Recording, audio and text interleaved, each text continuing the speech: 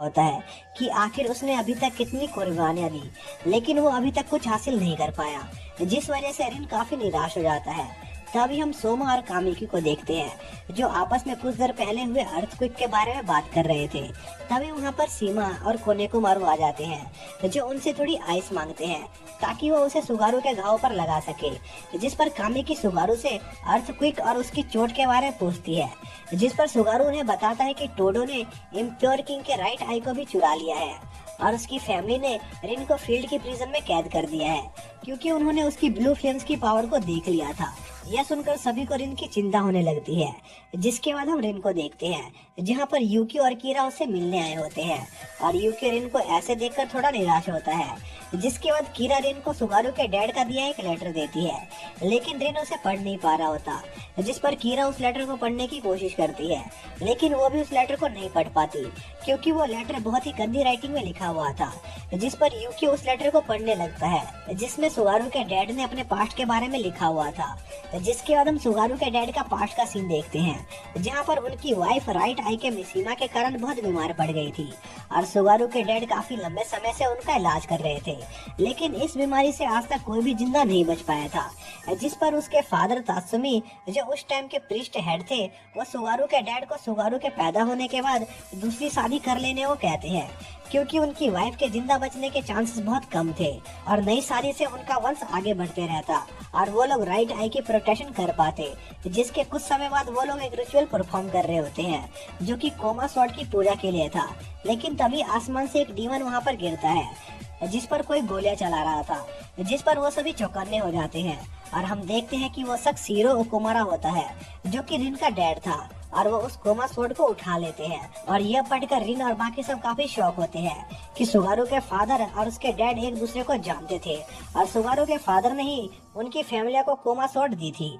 जिसके बाद हम सुगारू के डैड को देखते हैं, जो अभी भी सोमी और टोडो का पीछा कर रहे होते हैं। इसी दौरान हम टोडो और सोमी को देखते हैं, जो कि सुगारू फैमिली के सैक्रेड टेम्पल की तरफ बढ़ रहे होते हैं, जिसे काफी लंबे समय से छोड़ दिया गया था।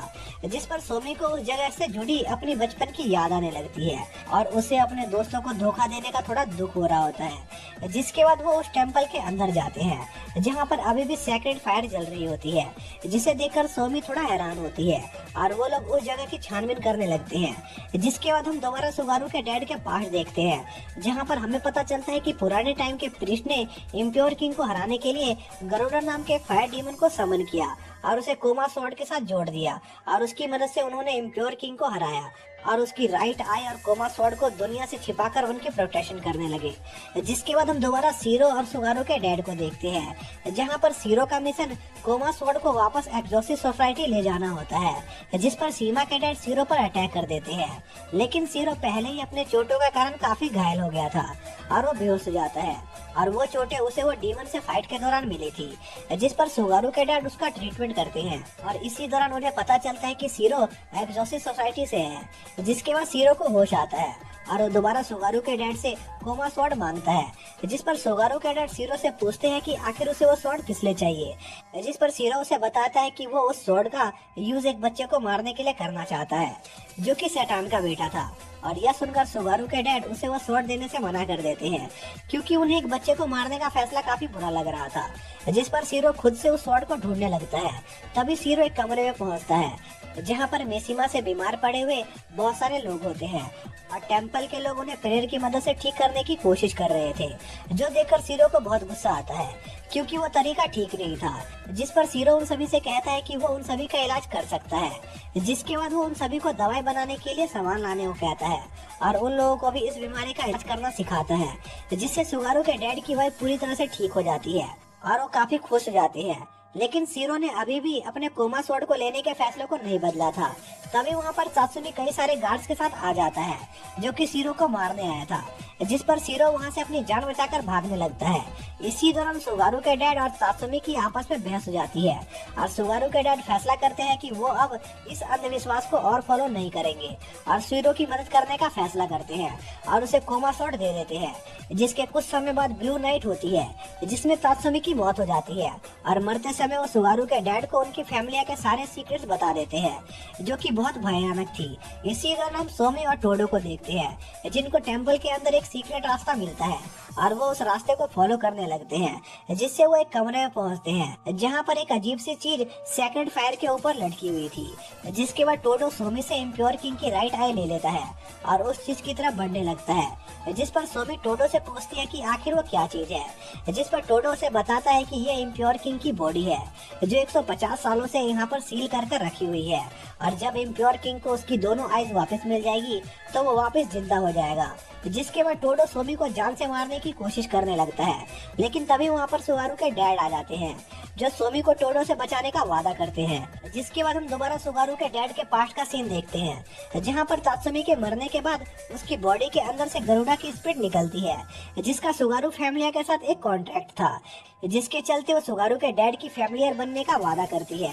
और सुगारू के डैड समझ जाते हैं कि उस स्पिरिट को उनके फैमिलियर बनने के बदले जरूर कुछ बड़ा चाहिए होगा।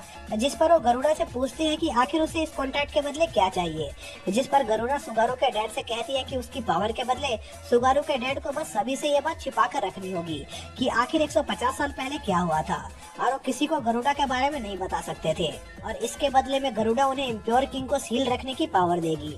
जिस पर सुगारू के डैड गरुड़ा से कहते हैं कि इम्प्योर किंग तो 150 साल पहले ही मर चुका है। जिस पर गरुड़ा उसे बताती है कि ऐसा नहीं है, इम्प्योर किंग बस अभी सील है, और अगर एक बार उसे उसकी आइज वापस मिल गई तो वो वापस से जिंदा हो जाएगा, और इम्प्योर किंग को सिर्फ उसकी पावर ही रोक सकती है।